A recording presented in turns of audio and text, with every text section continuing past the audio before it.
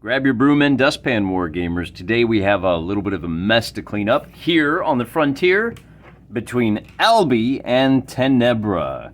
To refresh your memory, since we went off to the tropical paradise for a few days there, on February 16th, we fought the Battle of Dhakasville, but we made a little mistake heading into that battle, and I want to correct that right out of the gate. We did not anticipate weather effects. It's February. We did not roll on the weather chart at all. So two armies kind of got away with one. Turns out it was clear on the 15th and 16th. What are you going to do? But we need to figure out, so I'm going to go ahead and complete the rest of the weather log here for you right now. And because it is February, if we have any roll of 5 through 8, we don't have to worry about weather. We're starting with the 17th, and there's going to be nothing. On the 18th is going to be a nothing. 19th, 20th, this is why we roll. So on the 21st, we have fog. And this mostly comes into play when it comes to marching armies back and forth. On the 5th, 22nd, 23rd, and then on the 24th, we have light rain. On the 25th, we've got nothing. 26, 27, more fog. And then to round out February, we have nothing. Now let's go ahead and check on good old April 1. We've got nothing. And we got a new chart. So in April, on the 11th, we're going to have light rain. Oh, my goodness. This is not fog and fog. This is snow. That makes sense. It's winter time. I keep saying that this area is, the size of our maps here is on par with the American Carolinas. But based on these weather charts, I kind of think the latitude and the climate is on par with the Carolinas as well. We only had 2 snows in the late spring. And then again, so what was that 11? Was that on April 1st? No, that was April 2nd, wasn't it? Oh, I'm sorry, on April 2nd. Now because we are into April, that 11th is a light rain on the 2nd. And I think that's probably pretty good, but I'm enjoying myself too much. So 6 and 7. So we're at least up to the 4th. That gives us about 2 weeks worth of weather we need to think about. What happens on the 21st as we shove our little troops around? And interestingly, we haven't seen snow yet, so let's take a look at that. If you're walking on the road, it'll have no effect on day 1, and then so unless it snows a couple of days in a row, there just isn't a whole lot of strategic effect here, is there? There is not. The light rain will only have some effect on off-road. On-road, off-road, others. What's others? I don't even know. Not going to worry about it. The other thing we need to talk about is a little bit of a tactical blunder. I think I misplaced a disrupted marker, or a unit didn't come onto the board when it probably should have. And I think that goes to the favor of, let me check my notes again. The Tenebrans got a free disruption. That's what it was. I removed a fresh unit who just marched off the board. Listen. We're not going to stress out about it, okay? What's done is done. We're ready to move forward. The next part of this video needs to be about the aftermath of the Battle of Dhakasville. So again, to refresh your memory, General Meltzer took a massive army, 77 army points, and got smashed by General Lackey, who set off in pursuit and was so confident he sent 10 AP south to reinforce his southern flank, which may have been a mistake because in the rematch, General Lackey took the worst of it. So now we've got 2 armies that are facing each other. And let's go ahead and take a look at the casualty counts for both of these. General Meltzer on the side of the Albans was now defending, and he did really well. He only suffered 2 casualties. The Cliff Frost line and the Star Hill line are both essentially out of the fight. They're done. Once they get their reinforcements back, they're not going to have their 50% effectiveness that would allow them to work. They may be able to combine to create 1 more line infantry, but for the time being, all they can do is remain at Fairhold and guard the prisoners. The prisoners that they took from General Lackey's forces. General Lackey did terribly. The dice were not in his favor. He was assaulting a fairly well-defended position. He got out of position. And here we should probably pause for a moment. And we should talk about the difference between an actual computerized war game or if you're doing a pure simulation, okay? And that is an important distinction to make. All of this, as enjoyable as the solo wargaming guide, this is old William Sylvester is our Sherpa through the mountains and the labyrinth that is strategic wargaming. This approximates what happens in the real world. And there is value in working through this for its own sake. You could do all of this, and then when the forces get together, you could say, hey, you know what? I'm going to give... It would have been very easy to say, I've got a battle here between an army with 40 AP and an army with 50 AP. I'm going to give the black die a +1, and whoever rolls higher wins. Oh, look, he won 8-5. What if it was 8-3? Oh, he doubled him. That means he completely smashed the army. We don't need the tabletop battles.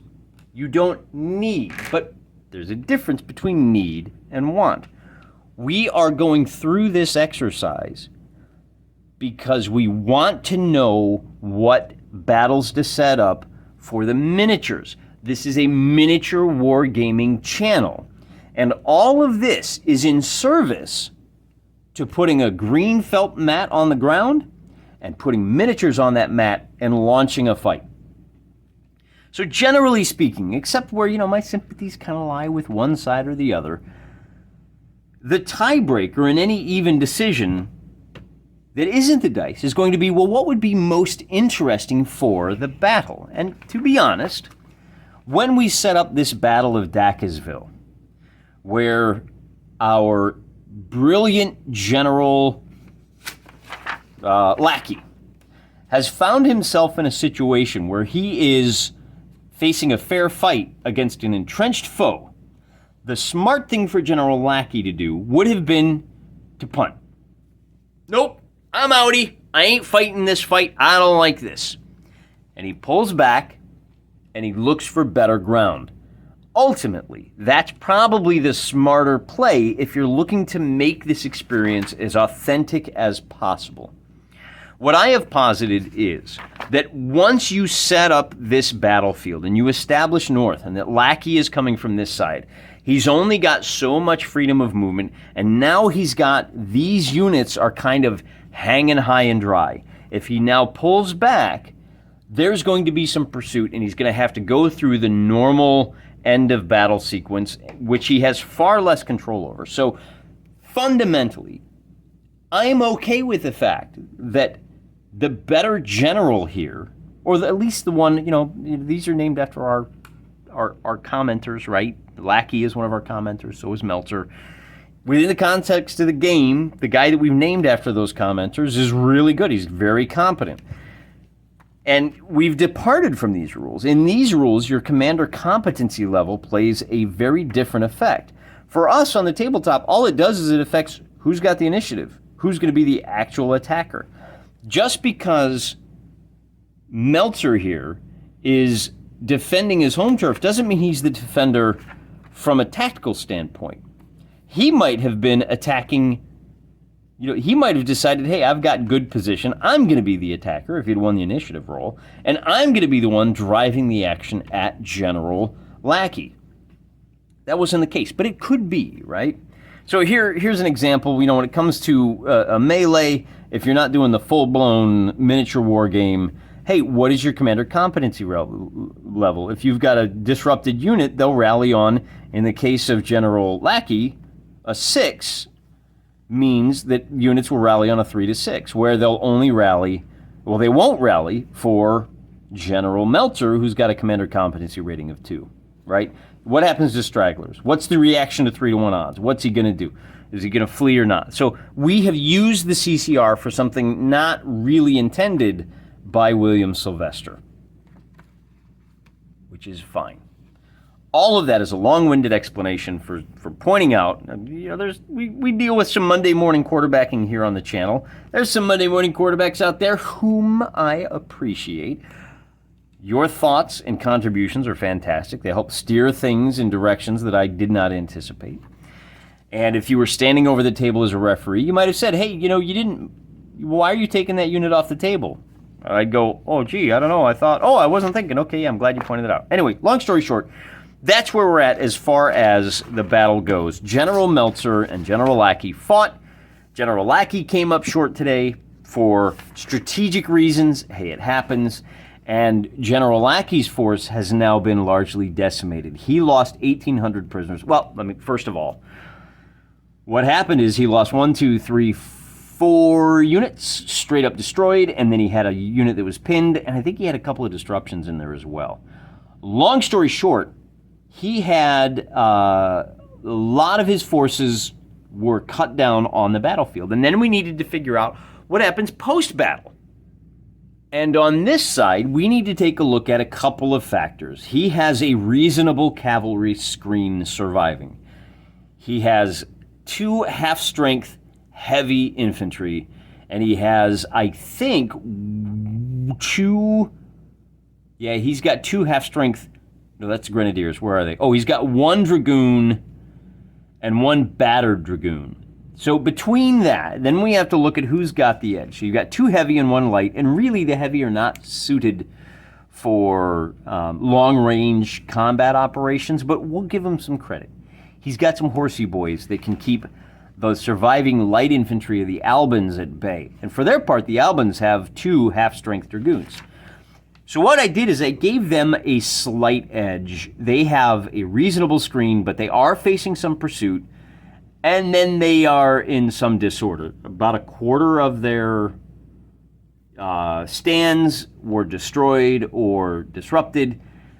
That's going to hurt. So if we go back to Tony Bath's Ancient Wargaming and his process, you'll find that if you're at a -1 here, you're going to lose about a quarter of your force. If you're at a -2, you're going to lose 40%. So I said, oh, well, you don't have one for -1.5. I'll just take a third. So what that means is the survivors for General Lackey's force, 1/6 of them are killed in the retreat by the Alban cavalry. Also, I should point out the cavalry for the Albans are on home turf. So that does make a difference as well. About 1/6 of those leaving the battlefield were dead, and about 1/6 were taken prisoner. And that's where these 800 prisoners comes in. Is it 1,800 or 1,825? I don't know. I'd have to run through the math again. What it really matters, I'm not going to quibble over 25, is that these 2 badly battered line infantry, they're essentially out of the fight. Their wounded are going to come back on April 2nd, but there's not going to be enough of them to bring these line infantry up to at least half strength where they can be effective on a battlefield. So they have now been tasked with guarding these 1,825 prisoners. Going over to Gary Gygax's chainmail system, which I've been reading with plans for future games in that realm, he says you're going to need about 1 guard for every 5 prisoners. And he actually has battlefield prisoners that you're going to have to take. If you take prisoners on the battlefield, you either march them off, you lose 20% of your effective fighting force marching those prisoners off, or they're going to get right back in the fight. Interesting rule. Can't wait to put that into effect when we play through some chainmail. But for today, I'm going to use that as my rule of thumb. These 1,800 prisoners are going to require a minimum of, what's 1/5 of 18? Well, 1/5 of 2,000 is 400. Hey, look at that. We've got about 500 survivors here in the Alban Central Army. So these 500 are just going to guard these prisoners. And now we've opened the door for a prisoner exchange. Remember that in the battle that was fought down here at at the James Lighthouse, that General Typhonus lost a pretty good chunk of his force. He lost 900 prisoners. So we may be able to do some kind of prisoner swap and get some more forces back into the fight, which would be interesting and would lead to more tabletop battles, which is the whole point of the exercise. But that's for another day, or maybe later in this video. Okay, so that's where things stand at the moment. And that's what this map is for right now.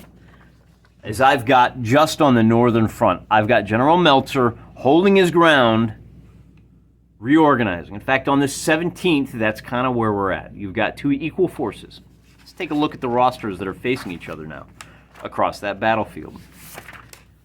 You've got General Lackey, and we're looking at this because this is going to inform the strategy moving forward. You've got General Lackey with about 29 AP, and that is 4 units of line infantry. Now, I should point out, as a stopgap, he has combined a couple of his Langnian line, his first and second Langnian line, are now the Langnian first and only. That's how he manages to cobble together a regiment here. So he has a total of 4 line, a light infantry, and a unit of grenadiers. That's it for his main offensive force. Depending on how things work out, he may get back a considerable chunk of wounded for both the 1st and 2nd King's heavy cavalry. He's only got the Langnian dragoons left. And then he's got 2 artillery left. Now, the artillery, they lost their guns. They ain't coming back. Right? The only way to get more guns is to capture more guns, which, for the time being, General Lackey, the guns that he captured in the first battle, I don't think he captured any. I'll have to go back and check. Anyway, that's where we're at right now. That's where his 29 AP, and he is facing down the survivors of General Meltzer, who is looking pretty bad. He's only got 2 line infantry, but he does have 2 grenadiers. He's got a couple of dragoons, and he's got 4 artillery. So now, with all of this artillery, this is more of a defensive force, I should think. He's got 28 AP, so it's an even mix. Except, now we got to turn back to the strategic map. Because if you recall, General Lackey dispatched 10 AP to the south. Where are those guys? Let's take a look. Let's take a look at the strategic map on the 16th. You've got Lackey and Meltzer locking horns in battle right here. You've got 10 AP of Tenebrin, small detachment headed south. You've got General Typhonus, General Irwin of the Albans is just outside of Whalegate. He is looking to exchange. He is in negotiations. I'll give you 900 prisoners if you let me go by and keep me in good supply. Or he says, once I get back to Sun Harbor, that's probably a better way to do it. Then we'll let those guys go. So he's headed this way. And then General Typhonus is now looking to flee to the north as well. Okay, so that's where it stands on the 16th. And we used the scammer, the solo campaign management randomizer. I think that's what Bill calls it. I just keep calling it's the SCMR, and I like to just keep calling it the scammer because it's easier to remember. Here we go. Solo campaign mobilization rules. Things have changed. But how long does it take these guys to realize that things have changed?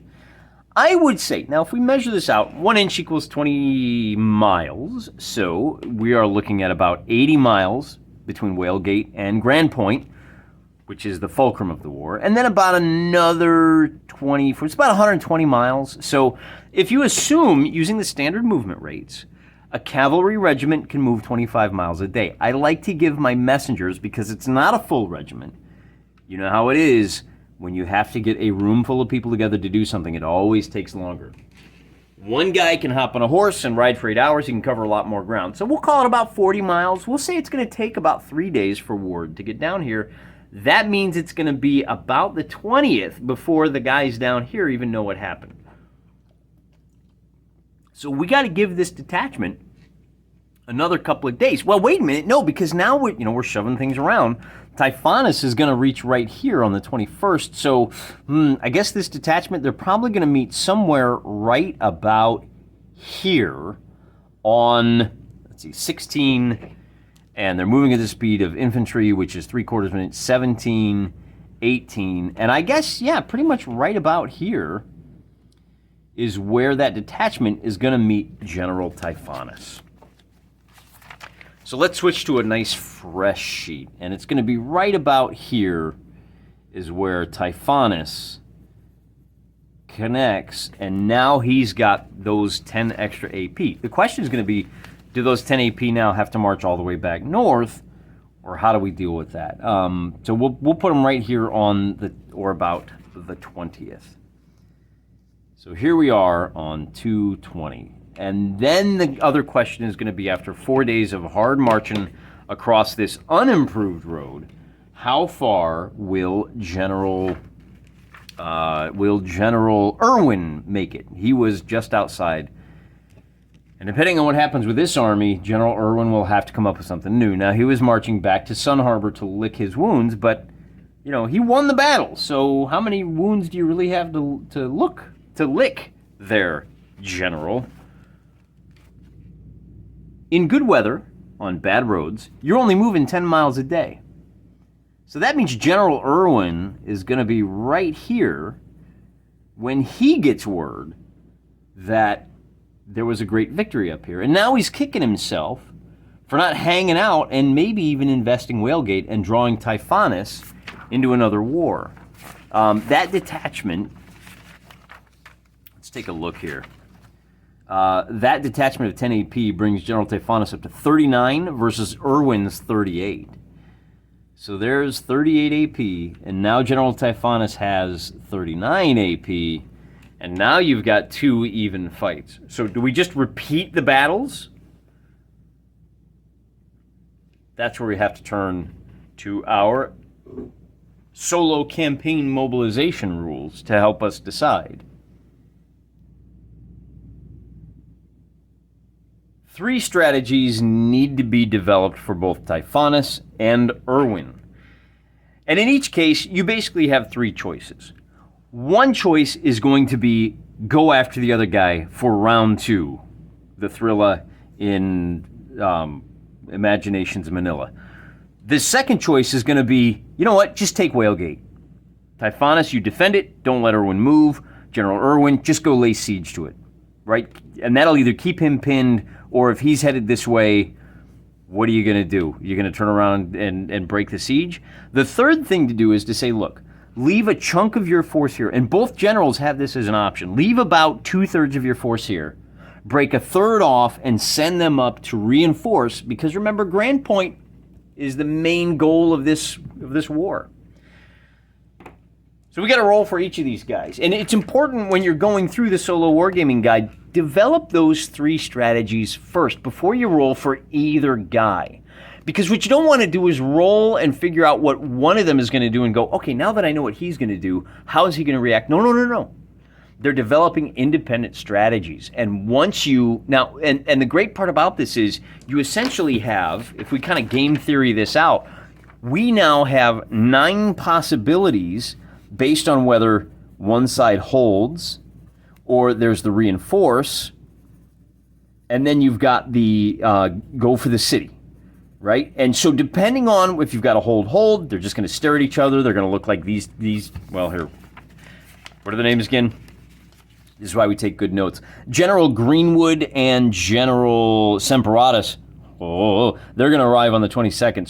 So Semperatus is up here somewhere on his way towards Umbrastron. Anyway, the point is you've got 9 possibilities. Whereas if you break it down by 3 and then 3 for each of those, it's just not as interesting. And I don't want the result of one die roll to affect how I set up the strategies for the other guys. So again, as usual, Tenebra, Albi, there's our choices. And if we refer to our chart, a 2 for the Tenebrans means go after Irwin. And a 6 for Irwin means you are going to leave 2/3 of your force down here on the border and send 13 boys north, which is amazing. So, as we've established, these guys are licking their wounds and waiting for the for the guys to come back. We've got a situation where on the 21st, General Irwin, what do? Oh, look, it snowed. All right. That's going to affect things as well. How long before General Typhonus with his 39 AP smashes into General Irwin's about 27? I'm not sure. Let's figure that out. If they set out on the 20th, the 21st is going to be snow. And when you've got snow, what effect does that have? I think we looked at it and said on good roads snow doesn't affect. The fog and snow and light rain, since it only lasts for 1 day, isn't going to have any effect on the road.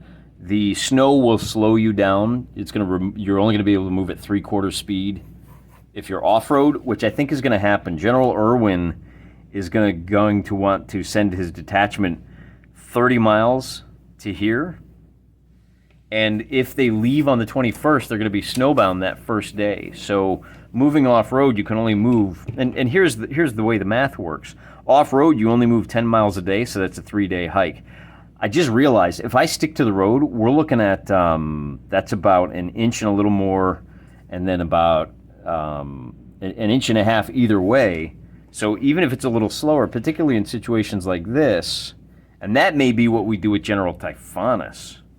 You know, he may decide, listen, given a choice between open ground and heading down south, I'll just take the shortcut and head across open ground. Even moving at, was it 3/4 speed? Off-road for infantry, which will be the slowest, they're only going to be able to make 7 miles that first day, but by day 2, they'll be right here, whereas if they stuck to the road, they'd be a few miles behind. So really, I'm looking at about the 23rd. General Typhonus is going to be within spitting distance of General Irwin. Maybe even on the 24th, which is where that light rain comes in on the 24th. We may get another battle here by the 24th, so we'll have to check our casualties as well. Anyway, long story short, that's going to be what did we say? That's going to be 7 miles for day 1, and then it'll be day 2, day 3. So on the 20th, and then it's is it 10 miles? Ooh. Where's my movement chart? Off-road, it's going to be 10 miles a day off-road, and poor roads are also 2 hexes a day. So 10 miles regardless of how you do it. Why would you take maybe we'll just go ahead and skip the road altogether. It's a poor road, you might as well just go like this. At 2.5 inches, that'll take you 5 days. Put you on the 25th, but you've got a couple of days of snow and light rain in there, so we'll call it the 26th to get to Might Reach. They might reach by the 26th. And then another day to get to Fairhold, and another day to get to General Meltzer, so our detachment arrives on the 26th. All right. And then these guys are going to wind up fighting their battle, like I said, on 3 days after the 17th. Word reach, I'm sorry. They met on the 20th, and then it's 1, 2, 3. So it'll be on the 24th. There's going to be a battle here between General Irwin and General Typhonus, with the interesting factor that General Typhonus now is going to be sitting pretty with 49 AP to General Irwin's about 25. Now, I haven't given a firm number on that. I'm going to have to look at the rosters and see what makes sense. Obviously, Irwin is not going to send all of his infantry north. He'll send a couple, maybe 3 regiments of infantry, maybe 1 or 2 units of cavalry north to reinforce Meltzer. And as we said, they'll get there on the 26th. Interestingly, once again on the 27th, we have snow. So this battle could be fought in the snow. Isn't that interesting? And you'll have a situation up here now where a reinforced Meltzer is going to be sitting pretty with, what would we say? That's going to be around 42 AP.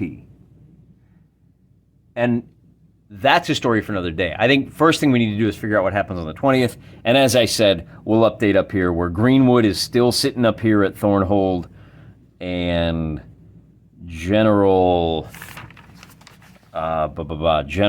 Semperatus is going to have 34 AP on the 22nd. And I don't think anything is going to interfere with that. We'll put him right there on the 22nd with his 34 AP. Okay. So guess what? We have another battle we get to fight another one along the coastline. Fascinating stuff. Really looking forward to that. We've been going on this a while, but I think we can go ahead and at least figure out what that battlefield looks like. Okay, so I ran the numbers. This is my low rent way of showing that time has passed. It took me about 15 minutes, but I went down and I actually ran the numbers and figured out what's going on down here. Here in a minute, we're going to figure out what this battlefield looks like, but I want to know what the combatants look like first. And this is fantastic. This is exactly what I was hoping to get out of this system. In our last campaign, there were just a couple of armies kind of going at it here and a couple armies fighting down here. But now we've got a situation where units are being moved around and the rulers who are issuing their orders, or whoever, the general command structure, is having to adjust what's happening on either front. So you have reinforcements headed south, and that's what we're dealing with now. And then in the next, after we fight this battle, whatever it's going to be called, we're going to turn our attention back up north where you've got reinforcements heading this way. So a real slugging match going on. But as this happens, the casualties are starting to mount. And so that's what we're going to look at here before we handle the terrain for this battle, is that General Typhonus, now remember that General Typhonus lost, but he had a distinct advantage in cavalry. So in the general retreat, he didn't lose a whole lot of guys. After he gets those fresh reinforcements, 750 points worth of dragoons from General Lackey, he's sitting pretty on 48 AP worth of troops. And they're not all that bad off. You know, there's a couple of 375s. If Deep Shore, the first and second Deep Shore, if they take any more hits, they're going to be out of the fight for a good long while. Now, because he lost and all the prisoners were taken, part of this is going to be General Typhonus seeking to recover those 900 Tenebran soldiers who are being marched in chains back to the White Queen's court. So this 48, that's where you got to look at this. You know, these guys, if they take a lot more casualties, they're going to be eliminated. We've already combined a few regiments where you had a first and second Little Hall. Now you just have Little Hall. So the total number of AP in play is going down, and here's another example of that. So here we look at General Irwin's force. Now, it's 48 AP versus a 32 AP army. But look at General Irwin's force. A lot of these guys only have 375 units. If the second White Gulch takes one more casualty, they're out of this war for good. Now, bear in mind, General Irwin might have preferred to wait a few days. He gets back a good chunk of wounded on the 28th, but being as this battle is going to be fought on the 23rd, it's a little too early.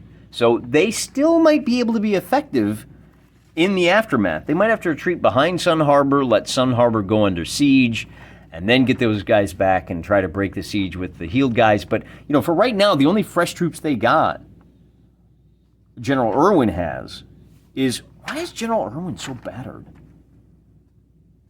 Because the fresh troops he got are the fresh troops that Meltzer sent down. And to keep things a little bit simple, both of these detachments, what, you're going to send a regiment that's half dead on a 100-mile hike? I don't think so. You'll send the victorious guys down to bolster that line. So that's what we're looking at. We've got a couple of batteries. We've got some cuirassiers. I actually changed my mind and figured, you know what, let's go ahead and get some heavy cavalry into this fight as well. We saw how they just snowplowed their way through a line of disrupted troops. That made all the difference in the last battle we fought, that battle of Lake Dhakasville.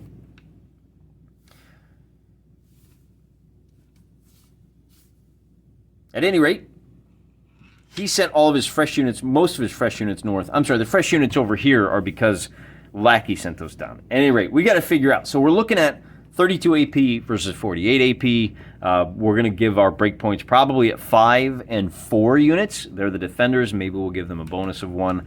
I don't know who the attacker initiative is going to be. I don't even know what the terrain is going to look like. We've been going at this for going on about a half an hour now. I think that's good for today. Why don't we do this? Why don't we stop?